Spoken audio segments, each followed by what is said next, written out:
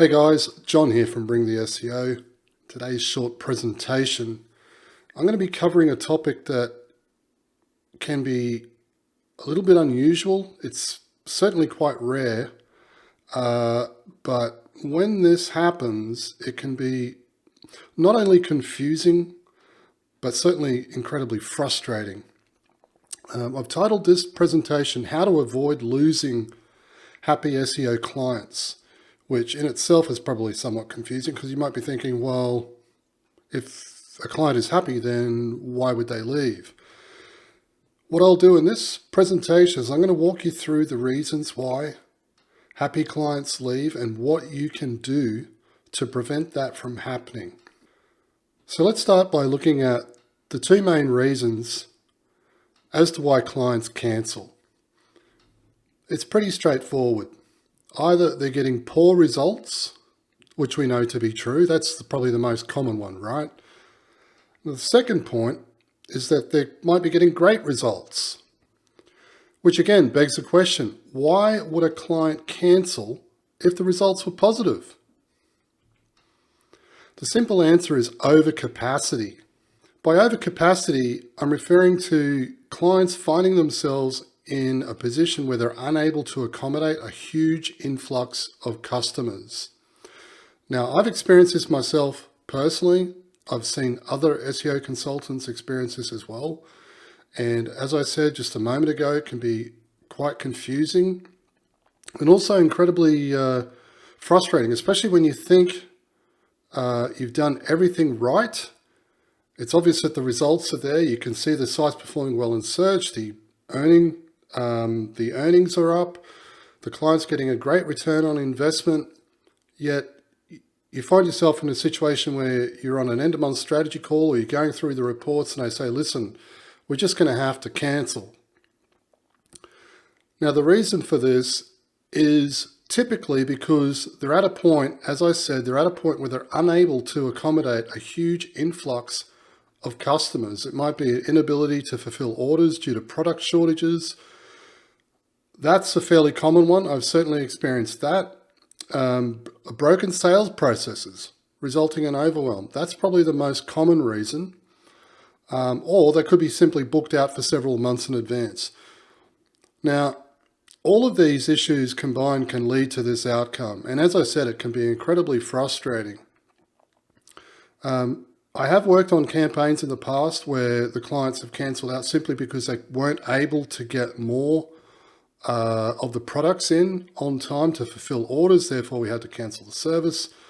But I think the main point here is probably point 3, broken sales processes resulting in overwhelm. If you're working with a client and their sales process is either inefficient or it's broken or perhaps it's non-existent, that's going to be highlighted pretty quickly when you start driving more leads at the business. So how do we prevent this?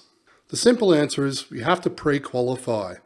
This needs to be done at the very beginning of the engagement.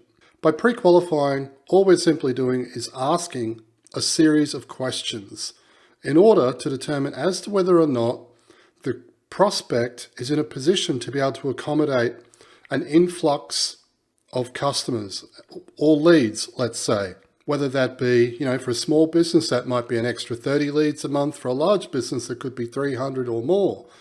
Whatever that number is, it'll be proportionate, of course, to the type of client that you're serving. But these are the types of questions that you need to ask at the very beginning in order to prevent this problem from occurring. So firstly, the products you sell, are they readily available? You want to know that, hey, can we help you sell 10 of these things? Can we also help you sell 10,000 of these things? Or is there going to be a shortage? Is there going to be issues around fulfillment? You want to avoid those situations. You certainly need to ask that question up front in advance. The next point here is, what size is your sales team? Now, if you're working with a smaller business, it might just be them that's handling the calls. It might be, a small collection of staff at the front desk answering calls. Or if it's a larger, more sophisticated operation, they'll have dedicated sales teams. Whatever that might be, you need to get an understanding of how large the sales team is and what their capacity is in terms of, how many leads can we send you before this thing essentially explodes. The next point is what does your sales process look like? You want to ask them to walk you through it. I used to always ask prospect, explain what does your sales process look like? Explain it to me. Take me right through the entire process from someone who picks up the phone and calls you as a complete stranger, right through each stage to the point where they become a customer. Explain that whole process to me. Then, in addition to that, you want to get an idea of the length of sales cycle, of the actual sales cycle. Does it happen over the phone on the first call, or does it take several months for it to come through? Because that too can come into play in terms of them getting themselves into a backlog and being booked out in advance. Now, the last point here is relative. It's obvious, right? Are you able to support a considerable increase in leads and customers? Now, it can be all well and good for a prospect to say to you on a call, look, we want to, increase our revenue from, $50,000 a month to $300,000 a month. And that would then mean, of course, we need an extra 500 leads a month. That can be all well and good, but there's a difference between theoretical and actual, especially once the phones start ringing and orders start coming through. So you need to ask that question. Probably the most important question out of all of them. Are you able to support a considerable increase in leads and customers?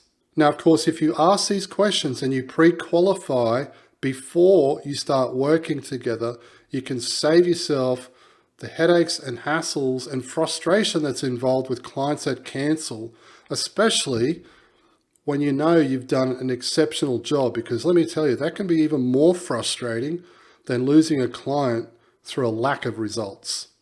Hey, if you've enjoyed this video and you'd like to learn more, head over to bringtheseo.com. We provide business development training for SEO consultants wanting to improve their processes, increase profits, and scale to $100,000 a month or more without all the stress and overwhelm.